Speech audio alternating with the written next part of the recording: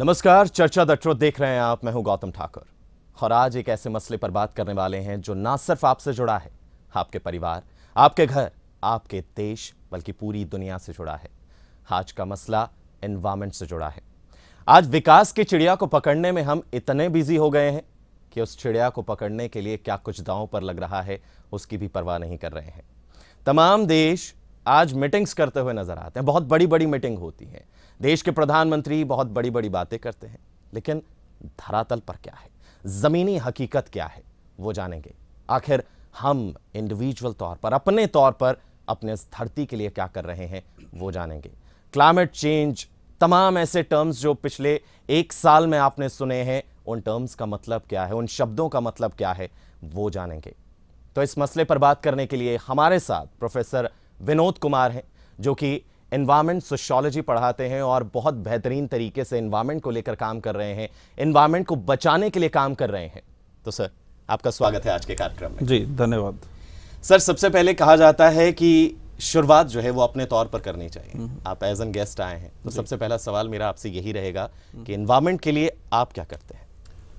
ये बहुत ही इंटरेस्टिंग सवाल है और मैं चाह रहा था कि आप पूछें, क्योंकि मैं बहुत कुछ कर रहा हूँ। एक तो अपनी लाइफस्टाइल ऐसी बना रहा हूँ जिसकी वजह से जो इन्वायरमेंट के ऊपर इम्पैक्ट है वो कम से कम आए। इसके अलावा मैंने 30,000 से ज़्यादा पेड़ इस साल लगा दिए हैं और मेरा टारगेट है कि जब तक मैं बुज़ुर्ग होकर मरूं उससे पहले कुछ करोड़, 4, 5, 6 करोड़ जितने भी मैं लगा पाऊँ उतने लगाऊँ। और मैंने पेड़ों को इस तरीके से चूज़ किया है कि मैक्सिमम कार्बन सिंक भी हो।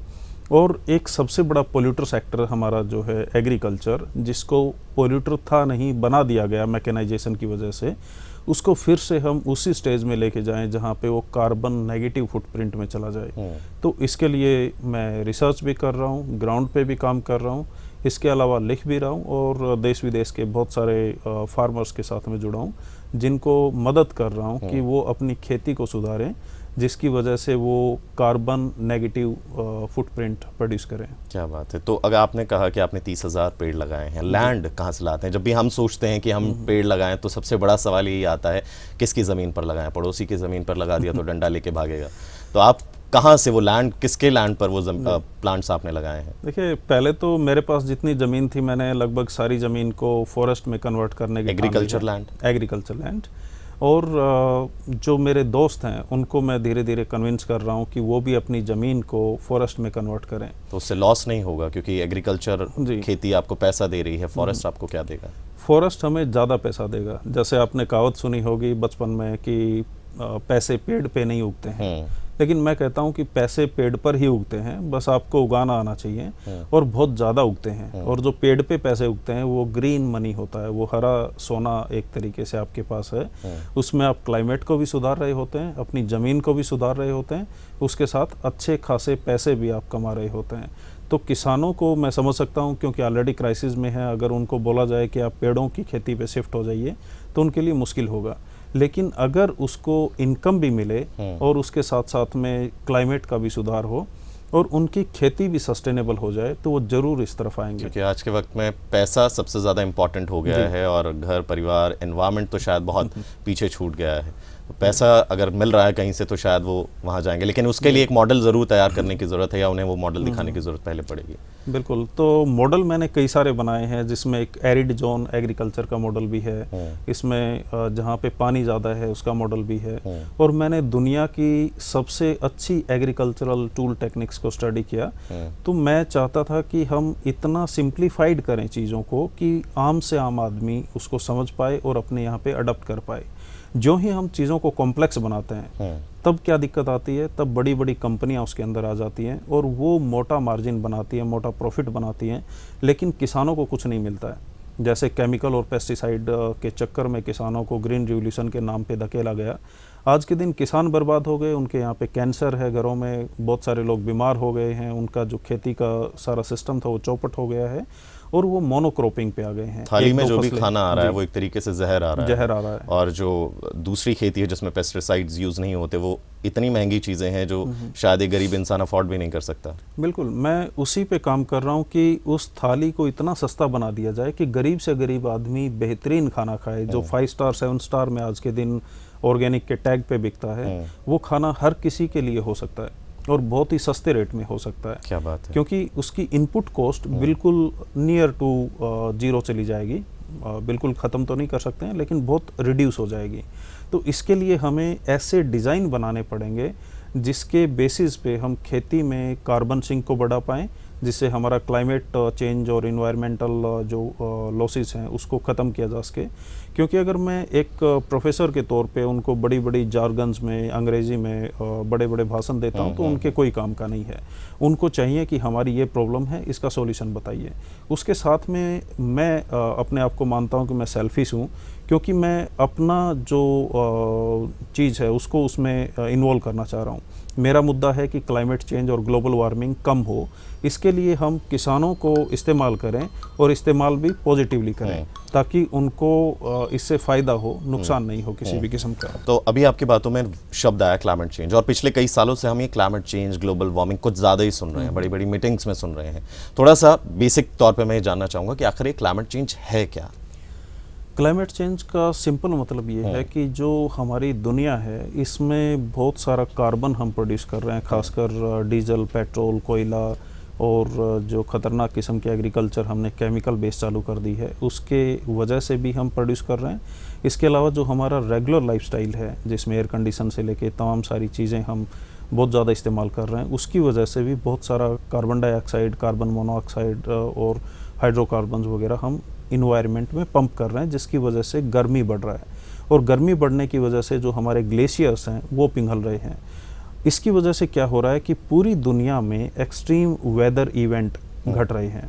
ये एक्सट्रीम वेदर इवेंट क्या होगा? एक्सट्रीम वेदर इवेंट्स का सिंपल मतलब ये है कि अचानक से ऐसी घटनाएं होंगी जिनको आपने सोचा भी नहीं था। जैसे अचानक से बहुत ज़्यादा वर्षा हो गई, जो एक महीने में वर्षा होनी थी वो एक दिन में हो गई। अचानक से बहुत बड़ा तूफान आ गया। जंगलों में अभी ऑस्ट्रेलिया में, अमेरिका में, ब्राज़ील में बहुत बड़े लेवल पे आग लगी है। हमारे उत्तराखंड में भी आग लगी थी। इस तरीके से अचानक से ऐसी घटनाएं होंगी जिनका हमने सोचा भी नहीं था, जिसकी वजह से हमारा जन हानि भी होगी, पैसे की भी हानि होगी, क्लाइमेट और ज़्यादा बिगड़ेगा और उसकी वजह से लाखों लोगों को माइग्रेट करना पड़ सकता है। जैसे अगर आप सोचिए कि मुंबई जैसे शहर अगर समुंदर में डूब जाएं तो वो लोग कहाँ जाएंगे? ये हो चुका है। ऐसा नहीं बोल रहा हूँ कि ये इमेजिनेशन की बात है। बहुत सारे जो आइलैंड्स हैं वो समुंदर में डूब चुके हैं ग्लोबल वार्मिंग की वजह से, और क्लाइमेट चेंज उसको और ज़्यादा इंक्रीज कर रहा है। तो हमें ये सोचना पड़ेगा कि हम अपनी ह्यूमन रेस को किस डायरेक्शन में लेके जाएं। ऐसा नहीं हो कि हम डेवलपमेंट के नाम पे अपना ही गला काट दें। और अगर ह्यूमन बीइंग यहाँ पे क्लाइमेट चेंज की वजह से ख़त्म हो जाता है तो धरती तो सर्वाइव कर जाएगी, लेकिन हमारी रेस के ऊपर, ह्यूमन रेस के ऊपर, जो सो कॉल्ड सबसे इंटेलेक्चुअल और इंटेलिजेंट मानी जाती है, उसके ऊपर सवालिया निशान आ जाएगा। तो क्या लगता है कि जिस तरीके के जो अभी हालात हैं उससे भी बदतर हालात सामने आ सकते हैं, या फिर ऐसे ही हालातों से ही जो इंसान है वो ख़त्म हो जाएंगे? देखिए, 2016 एक ऐसा ईयर था जिसके बाद एक्सट्रीम वेदर इवेंट बहुत तेज़ी से बढ़ रहे हैं। जंगलों में आग लगना, अचानक से बारिश होना, अचानक से ओलावृष्टि होना। राजस्थान के ऐसे इलाकों में जहाँ कभी बारिश नहीं होती वहाँ ओले गिर रहे हैं, एक तरीके से बर्फबारी हो रही है। तो ये सारी घटनाएं हमारी खेती को बर्बाद कर देंगी, लोगों के भुखमरी के नौबत आ सकती है इसकी वजह से, और लाखों लोगों को क्लाइमेट रेफ्यूजीज बनना पड़ेगा। अपना घर बार, खेती ज़मीन, अपना काम धंधा, अपना कल्चर, अपना इन्वायरमेंट छोड़ के उन्हें किसी दूसरे एलियन जगह पे जाना पड़ेगा, जो मैं समझता हूँ कि बहुत ही ख़तरनाक और डिस्ट्रैक्टिव हो सकता है हमारी पॉपुलेशन के लिए। आप फिजी और जो समुद्र में बसे हुए देश हैं उनका अगर आप स्टोरी पढ़ेंगे तो वहाँ पे ये हो रहा है। वहाँ पे जो छोटे आइलैंड के लोग हैं वो दूसरे देशों में जाकर ज़मीनें खरीद के वहाँ पे शिफ्ट हो रहे हैं, क्योंकि उनका देश या उनका टापू आइलैंड थे वो समुद्र में समा रहे हैं। यानी कि जो चीज़ें हम फिल्मों में देखते थे वो अब असलियत में बदलती हुई नज़र आने वाली हैं अगर हम अभी नहीं रुके तो। कई ऐसे सवाल हैं जो इंटरनेशनल लेवल पर मीटिंग्स हो रही हैं, उन पर सवाल खड़े होते हैं, जो देश के प्रधानमंत्री कहते हैं उस पर सवाल खड़े होते हैं, और प्रोफेसर हमारे साथ हैं उन सवालों के जवाब के लिए, उनसे हम जानेंगे, लेकिन एक छोटे से ब्रेक के बाद। ब्रेक के बाद आपका स्वागत है। चर्चा द ट्रुथ में हम बात कर रहे हैं अपने एनवायरमेंट को लेकर, क्लाइमेट चेंज को लेकर, ग्लोबल वार्मिंग को लेकर। सबसे बड़े सवाल यहां पर ये खड़े होते हैं कि जो बड़ी बड़ी मीटिंग्स हो रही हैं, इंटरनेशनल लेवल पर मीटिंग्स हो रही हैं, उनका क्या मतलब है। तो हमारे साथ गेस्ट प्रोफेसर विनोद कुमार हैं, उनसे हम चर्चा कर रहे हैं। सर, सवाल ये आता है कि अगर हम पिछले साल की बात करें तो कई मीटिंग्स ऐसी हुई जिसमें environment, global warming, climate change का मसला सामने आया। हम किस नज़र से इन मीटिंग्स को देखें कि बड़े बड़े देश जाग गए हैं, अब एनवायरनमेंट को लेकर बेहतर कदम उठा रहे हैं, या फिर ये बड़े बड़े लोग बड़ी बड़ी मीटिंग करके आम लोगों को सिर्फ बरगला रहे हैं? देखिए, पेरिस समझौते की अगर बात करें 2015 दिसंबर में हुआ था, उसमें बहुत सारे एग्रीमेंट हुए कि हम ऐसा करेंगे, ये करेंगे, टेक्नोलॉजी ट्रांसफ़र करेंगे, और अमीर देशों ने माना था कि हमने गरीब देशों को लूट के अपना यहाँ पे डेवलपमेंट कर लिया है। अभी जो गरीब देशों की बारी है उसमें वो चाहते हैं कि वो क्लाइमेट चेंज ना करें और पोल्यूशन ना फैलाएं। तो उसके लिए उनको बहुत सारी टेक्नोलॉजी ट्रांसफ़र करना था, बहुत पैसे उनको देने थे। इसके अलावा भी बहुत सारे समझौते हुए थे, वो ग्राउंड पे बिल्कुल नज़र नहीं आ रहे हैं। अभी COP26 होता है ग्लासगो में, और वहाँ पे चार्टर्ड प्लेन लेके अपना हर कोई हवाई जहाज़ लेके जा रहे हैं बड़े बड़े राष्ट्राध्यक्ष, और वहाँ पे जाके वो बोल रहे हैं कि हम क्लाइमेट चेंज और इसके लिए $100 बिलियन का फ़ंड जनरेट करेंगे, और वो अमीर देश गरीब देशों की तरफ जो अंडर डेवलप्ड नेशंस हैं वहाँ पे वो फंड को इस्तेमाल करेंगे क्लाइमेट चेंज को कम करने के लिए, या जो टेम्परेचर का उन्होंने 2 डिग्री से कम रखने का जो वादा किया था उसके लिए। लेकिन ऐसा होता हुआ नज़र नहीं आ रहा है। अगर आप ट्रंप प्रशासन की बात करें, जो पहले एक तरीके से नकार ही चुके थे कि ये ग्लोबल वार्मिंग जैसा कुछ एग्जिस्ट नहीं करता है, अभी ब्राज़ील, सऊदी अरबिया, चाइना और ऑस्ट्रेलिया, पाकिस्तान, ये ऐसे देश हैं जो मानने के लिए राज़ी नहीं है कि हम इस समिट का हिस्सा बने, जबकि वो बहुत बड़े पोल्यूटर में से एक हैं। तो पूरी दुनिया में अगर हम देखें तो जो बैलेंस नज़र आना चाहिए क्लाइमेट चेंज और ग्लोबल वार्मिंग के मुद्दे पे, वो नज़र अभी भी नहीं आ रहा है। और जो पैसे खर्च होने चाहिए थे गरीब देशों को वो टेक्नोलॉजी ट्रांसफ़र करने के लिए, जिससे कम से कम जो कार्बन डाइऑक्साइड एनवायरनमेंट में जाती, वो भी अभी दिखता हुआ नज़र नहीं आ रहा है। तो मुझे लग रहा है कि ऐसी मीटिंग्स होती रहनी चाहिए, लेकिन उसका इम्पैक्ट ग्राउंड पे दिखना ज़रूरी है। अदरवाइज़ क्या होगा कि ये मीटिंग होती रहेंगी और एक तरीके से ये बड़ी बड़ी पार्टीज़ 5 स्टार शो में बदल जाएंगी। इसके अलावा कोई फ़ायदा नहीं होगा, और हमारा जो क्लाइमेट चेंज है वो बदस्तूर अगर इस तरीके से बढ़ता रहा तो हमारी पूरी दुनिया के लिए गंभीर खतरा है। अभी के जो हालात हैं, जो मीटिंग्स हुई, जो डिसीजन लिए गए, प्रधानमंत्री नरेंद्र मोदी ने बहुत बड़े बड़े वादे किए कि हम जो है चीज़ों को बदलेंगे, हम अपने इन्वायरमेंट को ठीक करेंगे, है ना, और बड़े बड़े देशों ने बड़े बड़े टारगेट रखे हैं। तो इनको किस नज़रिए से देखें? इसके प्रभाव अगर हम देखने के बारे में सोचे भी तो कितने साल लगेंगे हमें इन डिसीजंस के परिणाम दिखने में? देखिए, प्रधानमंत्री मोदी ने भी और दूसरे राष्ट्राध्यक्षों ने भी कहा है कि हम 2050 से पहले बहुत कुछ करेंगे, और वो पॉलिसी लेवल मुद्दे हैं। अगर जैसे भारत में कहें तो उन्होंने एथेनॉल आधारित इंजन को 2022 से लागू करने के लिए काफ़ी मेहनत कर रहे हैं, इलेक्ट्रिक गाड़ियों को ज़्यादा प्रमोट कर रहे हैं। इसके अलावा एथेनॉल बनाने के लिए ग्रीन फ्यूल का इस्तेमाल कर रहे हैं, खासकर बांस के पौधे से जो एथेनॉल बनाने की कोशिश हो रही है वो बहुत ही इन्वायरमेंट फ्रेंडली तरीका है, पेट्रोलियम का अच्छा रिप्लेसमेंट है, क्योंकि पेट्रोल और डीजल सीधा कार्बन पंप करते हैं इन्वायरमेंट में, लेकिन एथेनॉल सिंक करता है। तो ये एक अच्छी टेक्नोलॉजी है अगर हम इस पे शिफ्ट हो जाते हैं तो। इसके अलावा जो कोयले का इस्तेमाल है उसको हमें बहुत लेवल तक घटाना पड़ेगा। इसके लिए बिजली उत्पादन के जो दूसरे तरीके हैं उनके ऊपर जा रहे हैं धीरे धीरे, लेकिन वो स्पीड काफ़ी कम है। जैसे हम सोलर के ऊपर जा रहे हैं, विंड एनर्जी के ऊपर जा रहे हैं, या जो हाइड्रो एनर्जी है उसके ऊपर जा रहे हैं, लेकिन ये स्पीड कम है। अगर हम इसी स्पीड से लगे रहे तो मुझे नहीं लगता है कि हम टारगेट अचीव कर पाएंगे। इसके लिए हमें बेटर पॉलिसी और बेटर पॉलिसी लेवल इम्प्लीमेंटेशंस की ज़रूरत है। जैसे आपको मैं सिंपल एग्जांपल दूं कि अगर हमें इलेक्ट्रिक गाड़ियां इस्तेमाल करने की लोगों को आदत डालनी है, तो आप एक पोल्यूटर को ख़त्म करके दूसरे पोल्यूटर की तरफ बढ़ रहे हैं, क्योंकि जो इलेक्ट्रिक गाड़ियां हैं उनकी बैटरी को डिस्पोज ऑफ करने का एक बहुत बड़ा इन्वायरमेंटल ख़तरा अभी सामने आने वाला है। तो हम जैसे प्लास्टिक को जब प्रोड्यूस किया गया था तो ये बताया गया था कि इससे पेड़ नहीं कटेंगे, इससे बहुत सारा इन्वायरमेंट का आपका जो खतरा है वो कम होगा, लेकिन हुआ उल्टा। तो हमें फ्यूचर के असेसमेंट को ध्यान में रखते हुए ही कोई चीज़ इंट्रोड्यूस करनी चाहिए। इसलिए हमें ज़्यादा गाड़ियाँ, ज़्यादा कारें बेचने की बजाय हमें ज़्यादा अच्छा पब्लिक ट्रांसपोर्टेशन इंट्रोड्यूस करना चाहिए। उसमें क्या है कि गरीब से गरीब और अमीर से अमीर आदमी अगर पब्लिक ट्रांसपोर्टेशन का इस्तेमाल करता है तो कार्बन का जो प्रोडक्शन है वो बहुत कम हो जाता है। इसके अलावा एक बहुत ही इम्पोर्टेंट मुद्दा है हमारा खाना।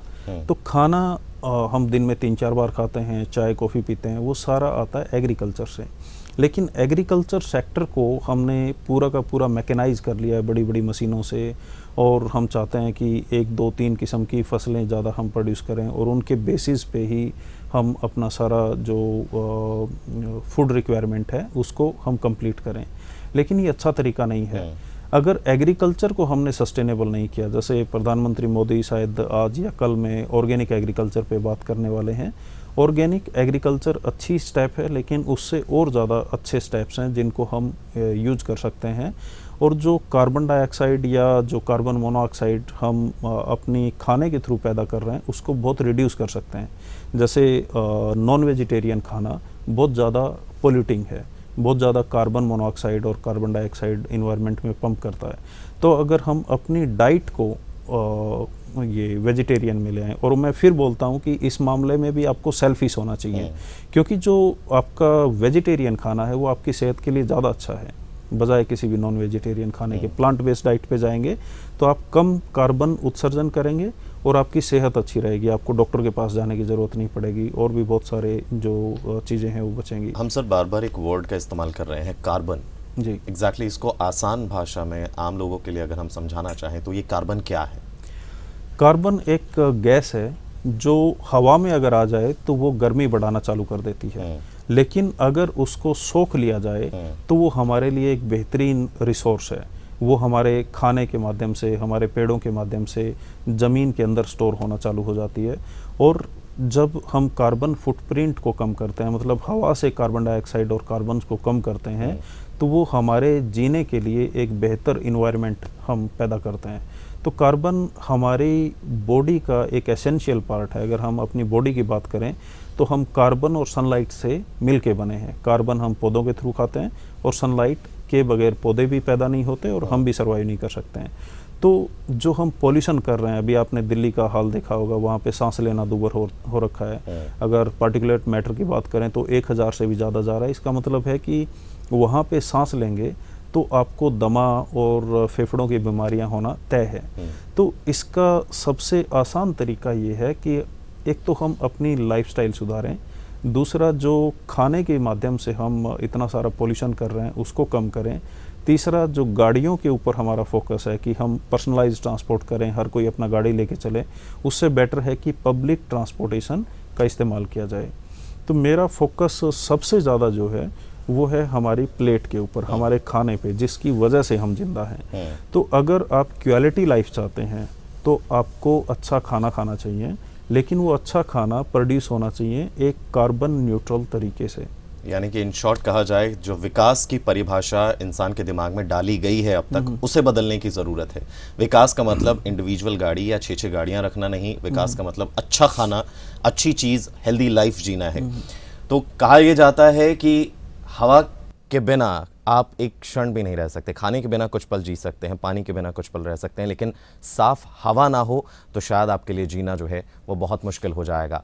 हवा के बारे में बात करेंगे, एग्रीकल्चर लैंड किस तरीके से कहा जाए कि ख़त्म होता जा रहा है, या ये कहा जाए कि उसको कितना नुकसान हम खुद पहुंचा रहे हैं। जो हमारी पॉलिसीज़ हैं, जो MSP से जुड़ी हुई बातें हैं, वो तमाम चीज़ें लैंड को किस तरीके से नुकसान पहुंचा रही हैं, और कई मुद्दे हैं जिस पर हम बातचीत करेंगे, लेकिन एक छोटे से ब्रेक के बाद। एक बार फिर आपका स्वागत है। चर्चा द ट्रुथ में हम बात कर रहे हैं क्लाइमेट चेंज को लेकर, बात कर रहे हैं आपकी अपनी जिंदगी से जुड़ी हुई तमाम पहलुओं को लेकर, और उनके समाधान तलाशने की कोशिश कर रहे हैं। तो प्रोफेसर विनोद कुमार हमारे साथ हैं। तो सर, हम बात कर रहे थे कि एग्रीकल्चर के बारे में, थाली के बारे में जो हमारे सामने परोसी जाती है वो कितनी हेल्दी है वाकई आज के ज़माने में। अगर मैं ये जानना चाहूँ कि जिस तरीके से पेस्टिसाइड्स का इस्तेमाल होता है, ग्रीन रेवोल्यूशन के नाम पे जिस तरीके से जो चीज़ें हमें दी गई, जो हमें परोसी जा रही हैं, उसके बाद हम क्या ये कह सकते हैं कि हम 60 साल से ज़्यादा हेल्दी लाइफ जी सकते हैं? जी बिल्कुल जी सकते हैं। हमें क्योंकि हम लोग पंजाब में बैठे हैं, तो हमें बाबा नानक को अगर फॉलो कर लें, उन्होंने कहा कि पवन गुरु पानी पिता माता धरत महत। इन 2 वाक्यों में इतनी गहरी फिलॉसफी छिपी हुई है कि आपको एक बेहतरीन लाइफस्टाइल दे सकता है। लेकिन हमने बाबा नानक को फॉलो करने की बजाय मॉडर्न साइंस टेक्नोलॉजी के नाम पे जो जहर हमारी थाली में परोसा गया उसको हमने एक्सेप्ट कर लिया। ये हमारी बहुत बड़ी गलती थी।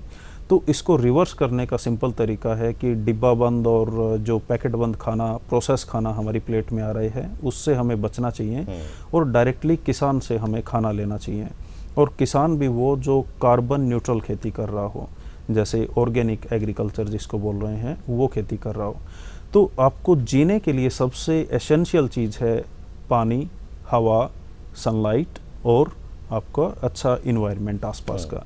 तो अगर ये चीज़ आपके पास अच्छी है तो आप अमीर आदमी हैं। अगर आपके पास ये चीज़ें अच्छी नहीं हैं तो आपके पास मर्सिडीज़ है या BMW, फ़र्क नहीं पड़ता है, आप दिल्ली के पॉल्यूशन में बीमार होकर मरने ही वाले हैं। तो आपको बेसिक से चालू करना पड़ेगा। इसके लिए सबसे अच्छा जो तरीका है एग्रीकल्चर का, उसको हम बोलते हैं पैराडॉक्सिकल एग्रीकल्चर या रीजनरेटिव एग्रीकल्चर या परमानेंट एग्रीकल्चर। और उसमें पाकिस्तान से एक साइंटिस्ट हैं आसिफ शरीफ जी, उन्होंने बहुत बढ़िया काम किया है और पंजाब में भी उसके मॉडल यहाँ पे लागू हो रहे हैं। उसमें क्या करते हैं कि ज़मीन के अंदर जो हमने हार्ड पैन बना दिया है, एक फर्श बना दिया है बड़े बड़े ट्रैक्टरों का इस्तेमाल करके और केमिकल का इस्तेमाल करके, उसमें पेस्टिसाइड, हर्बिसाइड, यूरिया, DAP और तमाम किस्म के जो केमिकल हैं वो लीच आउट होके ज़मीन में जाते हैं और वो ज़मीन के अंदर जाके फिर हमारे जो पीने का पानी है उसमें मिलके हमें कैंसर देते हैं। तो हम पहले उस हार्ड पैन को ख़त्म कर देंगे। दूसरा स्टेप है कि आप अपने बेड्स बना लेंगे खेती करने के लिए और वो बेड परमानेंट होंगे। तीसरा, उसको ढक देंगे, मल्चिंग कर देंगे। जैसे हमें कपड़ा पहनना पसंद है वैसे ही धरती को भी कपड़े पहनना पसंद है। उसके बाद उन बेड्स पे आप जो मर्जी लगाएंगे वो इतना कार्बन न्यूट्रल होगा कि आप सोच नहीं सकते हैं। उसमें किसी भी किस्म का यूरिया, DAP, डाया, खाद, हर्बिसाइड, पेस्टिसाइड कुछ भी डालने की ज़रूरत नहीं है। तो किसान इसमें 90% पानी की बचत करेगा। और जैसे पानी का क्राइसिस आप जान रहे हैं कि बठिंडा एरिया में 700 फीट पे पानी चला गया है। तो 700 फीट के नीचे से अगर पानी खींचेंगे तो उसमें बहुत सारे केमिकल मिक्स होते हैं, आप उनसे भी बच जाएंगे। आपको मात्र 10% पानी आज का जो फ्लड इरिगेशन में खर्च कर रहे हैं उसका खर्च करना है। उसके बाद में जब आप ज़मीन को ढक देते हैं तो उसमें बैक्टीरिया का सर्कुलेशन चालू हो जाता है और उसमें केंचुआ, बैक्टीरिया और भी हज़ारों किस्म के जो माइक्रोब्स हैं, फंगाई नेटवर्क है, वो डेवलप हो जाता है। तो सारे पेड़ पौधे अपने आपस में बातचीत करके खाना नीचे से बहुत बेहतरीन तरीके से लेते हैं। और जो आज के दिन हम फोका फूड खा रहे हैं जिसमें न्यूट्रिशन लेस खाना जिसको बोल सकते हैं, आपको लगेगा कि ये गेहूं है या ये फ्रूट है, लेकिन उसके अंदर न्यूट्रिशन है ही नहीं जब आप उसको केमिकल से उगाते हैं। तो आप इस माध्यम से अगर पैराडॉक्सिकल एग्रीकल्चर पे आते हैं तो आपका जो खाना है वो न्यूट्रिशन से भरपूर होगा और आपके पास इतना टेस्टी खाना होगा, उसमें फ्रेगरेंस होगी, उसमें सुगंध होगी। आज के दिन मार्केट से आप जो मर्जी सब्जी लीजिए, आपको उसमें कोई टेस्ट ही नज़र नहीं आएगा। लेकिन इस माध्यम से जब आप सब्जियां उगाएंगी तो उसमें आपको बहुत अच्छा टेस्ट और फ्रेगरेंस और सुगंध भी नज़र आएगा। तो मतलब क्या है कि हमने प्रकृति के जो निज़ाम है, जो प्रकृति ने हमें दिया है, हम उसको समझ के उसके हिसाब से खेती करें। सबसे इम्पोर्टेंट ये है। और इसमें मात्र 3 स्टेप हैं। आप इंटरनेट पे जाके इसकी फ़ाइल डाउनलोड कर सकते हैं और हम किसानों को ट्रेनिंग दे सकते हैं, उनको जो भी मदद चाहिए इस बारे में हम कर सकते हैं। उसके बाद में जो क्लाइमेट चेंज और एक्सट्रीम वेदर इवेंट्स हैं वो हमारी सामान्य खेती को बर्बाद कर देंगे with in next 4 to 5 years. हमारे पास 4-5 साल हैं बचने के लिए। तो हमें क्या करना चाहिए? जैसे मैं बोल रहा था पैसे पेड़ों के ऊपर उगते हैं, तो किसान को अपनी बाउंड्री के चारों तरफ पेड़ लगा लेने चाहिए, खासकर बांस के पेड़। बांस के पेड़ मैं क्यों पसंद करता हूँ? क्योंकि वो कार्बन सिंक ज़्यादा करते हैं, ऑक्सीजन 30% ज़्यादा देते हैं, ज़्यादा से ज़्यादा पत्तियाँ नीचे गिराते हैं जिसकी वजह से हमें मल्चिंग मटेरियल मिल जाता है, ज़मीन को पोरस बना देते हैं। अगर बरसात ज़्यादा हो गई तो पानी ज़मीन में चला जाएगा और वाटर रिटेंशन कैपेसिटी बढ़ जाएगी। बांस एक मात्र पौधा है जो हवा से पानी लेके ज़मीन में डालता है। तो अगर आपका ग्राउंड वाटर कम भी हो गया है तो वो धीरे धीरे वाटर रिचार्ज करना चालू कर देगा जी। और इसका एक और फ़ायदा है कि जो एक्सट्रीम वेदर इवेंट होने वाले हैं जिसकी वजह से आपकी फसलें बर्बाद हो जाएंगी, उसको भी रोकेगा ये। एक्सट्रीम गर्मी, सर्दी, हवाएं, आंधी और ओलावृष्टि, इन सब से आपकी फसलों की रक्षा करेगा। तो आपको इस तरीके से अगर मॉडल बना के खेती करते हैं तो मुझे नहीं लगता है कि कोई भी किसान गरीब रह सकता है, चाहे उसका 1-2 एकड़ ज़मीन ही क्यों ना हो। थोड़ा सा अगर हम एक लेवल पर, अपने लेवल से उठ के सरकार के लेवल पर जाएं कि प्रधानमंत्री नरेंद्र मोदी कहते हैं, अब जो है वो नज़र आता है कि क्लाइमेट के बारे में वो बात करते हुए नज़र आते हैं कि इन्वायरमेंट हमें सेव करना है, वो कहते हुए नज़र आते हैं। अस्तित्व में धरातल पर वो चीज़ें होती हुई आपको लगता है कि नज़र आ रही हैं, या कुछ ऐसे कदम उनके आपको लगता है कि नज़र आ रहे हैं जो वाकई कामगार हो सकते हैं या काम के हो सकते हैं? देखिए, प्रधानमंत्री के तौर पे वो काफ़ी करना चाहते हैं, लेकिन पॉलिसी गैप बहुत ज़्यादा है। जैसे हिमालय में वो 4 लेन सड़कें बनाने की कोशिश में लगे हुए हैं, जिसकी वजह से जो हिमालयन फर्जाइल इकोसिस्टम है वो डिस्ट्रैक्ट होगा ही होगा। उसकी वजह से बहुत सारी लैंडस्लाइड्स और काफ़ी प्रॉब्लम होंगी। जैसे उत्तराखंड में रिसेंटली हमें देखने को मिला, वहाँ पे पूरे पुल तबाह हो गए और डैम टूट के भारी तबाही वहाँ पे आई। इसके अलावा भी बहुत सारे जो माइक्रो प्रबंधन की चीज़ें हैं, खासकर हिमालयन इकोसिस्टम में, उनमें काफ़ी बड़े लेवल पे डिस्ट्रैक्शन नज़र आएगा। उसके अलावा उन्होंने यूरिया में नीम कोटेड यूरिया देना चालू किया, वो अच्छा कदम था, लेकिन वो सफिशिएंट नहीं है। आज वो बात कर रहे हैं अपना ऑर्गेनिक एग्रीकल्चर की, वो भी बहुत अच्छा कदम है, लेकिन किसानों को पहले उनकी मार्केटिंग के तरीके सिखाने पड़ेंगे। और जो सरकार है वो एमएसपी से बचती हुई नज़र आ रही है या बाकी तमाम सारी चीज़ों से बचती हुई नज़र आ रही है, उससे बात नहीं बनेगा। किसान को आप जो मर्जी बोलिए, आप केसर बोलेंगे, चंडीगढ़ में या पंजाब में बैठ के किसान केसर उगा देगा, लेकिन आपको मार्केटिंग का प्रबंध करना पड़ेगा। तो मार्केट का प्रबंध सरकार को करना ही पड़ेगा, जिससे सरकार बचती हुई नज़र आ रही है, नहीं तो किसान यहाँ पे सस्टेन नहीं करेंगे। दूसरा, बाकी पॉलिसीज़ की अगर बात करें तो जो पेड़ पौधे लगाने के बारे में पॉलिसीज़ होनी चाहिए, जो बड़े ऑक्सीजन पार्क लगाने के लिए पॉलिसीज़ होनी चाहिए। दिल्ली का आप हाल देख रहे हैं, तो उन पॉलिसीज़ में गैप बहुत ज़्यादा है, धरातल पे इम्प्लीमेंट नहीं हो रही हैं, किसानों को वो इंस्ट्रूमेंट नहीं मिल रहे हैं जिसकी वजह से वो कम कार्बन पॉल्यूशन करके और अच्छी खेती करें। तो हमें ये गैप को ख़त्म करना होगा। निचोड़ अगर मैं आज के प्रोग्राम का निकालना चाहूँ तो क्या समाधान क्या है, किस तरीके से हम ये जो क्लाइमेट चेंज, जो एक बहुत बड़ी मुसीबत हमारे सामने खड़ी है, कोरोना, ओमिक्रॉन, इन तमाम चीज़ों से बड़ी और इससे बड़ी बड़ी मुसीबतें सामने आ सकती हैं, तो एक निचोड़ क्या निकाला जाए कि किस तरीके से इन समस्याओं से बचा जा सके और जल्द से जल्द इसके असर दिखने जो हैं वो शुरू हों? देखिए, सबसे आसान तरीका है लोगों को एजुकेट करके उनके लाइफस्टाइल को अपडेट करना। जो हम डिग्रेडेड लाइफ जी रहे हैं, जो बहुत बड़े बड़े हम महल खड़े कर रहे हैं, बड़ी बड़ी गाड़ियाँ और बड़ी बड़ी सड़कें बना रहे हैं, उससे आपकी लाइफस्टाइल इम्प्रूव नहीं होने वाली है। आपकी लाइफस्टाइल इम्प्रूव होगी अच्छे खाने से, अच्छे पानी से, अच्छी हवा से और अच्छे स्वास्थ्य से। तो ये कैसे लेके आया जाए, अगर लोगों को ये बता दिया जाए तो मुझे लग रहा है कि बहुत जल्दी जो क्लाइमेट चेंज का मुद्दा है वो सॉल्व होना चालू हो जाएगा। ये मुद्दा है हमारे लाइफस्टाइल का। जो हम 7 अरब से ज़्यादा लोग इस धरती के ऊपर हैं, अगर वो अपना लाइफस्टाइल सुधार लें तो बहुत जल्दी हमारा जो क्लाइमेट चेंज का मुद्दा है वो सुधरेगा। लेकिन इसमें अमीर देशों ने ज़रूरत से ज़्यादा कंजप्शन करना चालू कर रखा है। उनको जो हमारी लाइफस्टाइल है उसमें ये बताया गया है, लोगों को एजुकेट किया गया है मीडिया के माध्यम से और बाकी शिक्षा के माध्यम से, कि जितना ज़्यादा कंज्यूम करेंगे उतना अच्छा आपको इंसान समझा जाएगा, इतना अच्छा आपकी लाइफस्टाइल मानी जाएगी। ये जो गलत बातें सिखाई गई उनको रिवर्स करने का टाइम आ गया है कि आप ज़्यादा कंज्यूम ना करके भी अच्छे लाइफस्टाइल को जी सकते हैं। और आपका जो खाने पीने के तरीके हैं, आपके लाइफस्टाइल है, आपके ट्रांसपोर्टेशन के तरीके हैं, उनको इस तरीके से अरेंज कीजिए कि कम से कम आप कार्बन उत्सर्जन करें और धरती को कम से कम नुकसान पहुंचाएं। और ये पॉसिबल है, लेकिन इसके लिए हमें किसानों को ज़रूर साथ में रखना पड़ेगा। यानी कि हर किसी को साथ आकर अपने एनवायरनमेंट के लिए काम करना होगा, तभी जो चीज़ें हैं, जो हालात हैं वो बेहतर हो पाएंगी। Thank you sir, thank you so much, आज आप हमारे साथ जुड़े और इतनी वैल्यूएबल जानकारियां हमें दी। तो आपसे मुलाकात होती रहेगी। तो आज का जो मेन मसला था, अहम मसला था, वो यही था कि क्लाइमेट चेंज जो एक बहुत बड़ी मुसीबत है। हम कह रहे हैं कि कोरोना वायरस जो है वो आ रहा है, उसके नए नए वेरिएंट्स आ रहे हैं, क्लाइमेट चेंज हो रहा है, एक्सट्रीम वेदर्स का हम सामना कर रहे हैं। या तो हम इसे सिर्फ प्राकृतिक आपदाएं कहकर भुला दें, या फिर इसे अपने दिमाग में रखें, जो नुकसान हम सह रहे हैं उसे अपने दिमाग में रखें और इसके समाधान तलाशने की ओर अग्रसर हों।